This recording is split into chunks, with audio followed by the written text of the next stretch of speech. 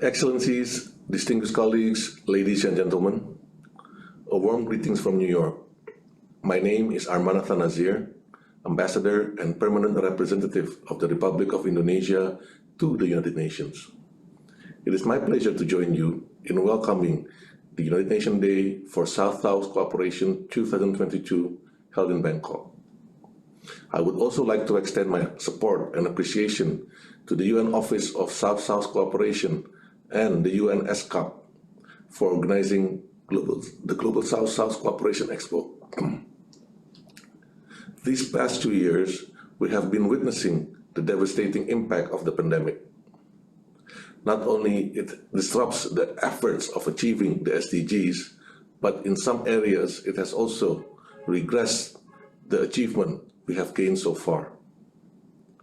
2022 SDG report highlights that the pandemic wiped out more than 4 years of progress on poverty eradication and pushed 93 million more people into extreme poverty.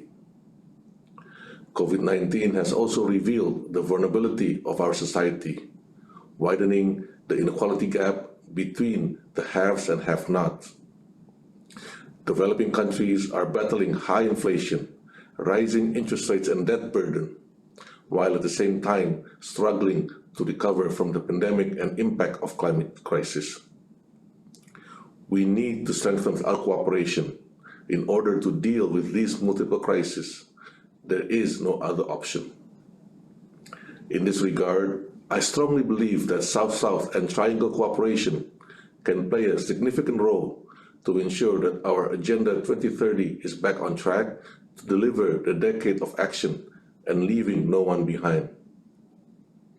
Through sharing of best practices, know-how, and innovation, we can narrow the development gap, enhance our capacity, and build a society that is more resilient, better prepared for the future shocks.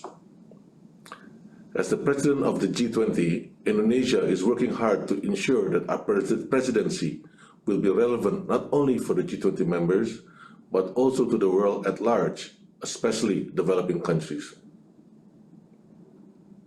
We have invited various developing country groupings, such as the PIF, CARICOM, African Group, and NEPAD, to interact with G20 members.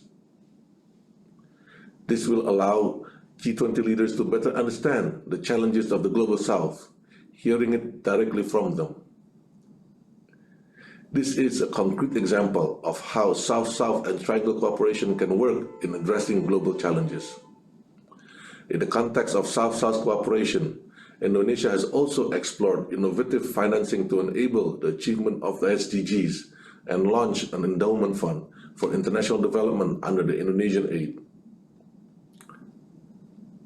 As the world changes and recovers, the South-South and Triangle cooperation needs to be the cornerstone of development and adaptive in facing a more challenging time. I believe that the solidarity of South-South and Triangle cooperation could offer us optimism in getting back on track to achieve the SDG. Alone we can do so little, but together we can do so much more. Thank you.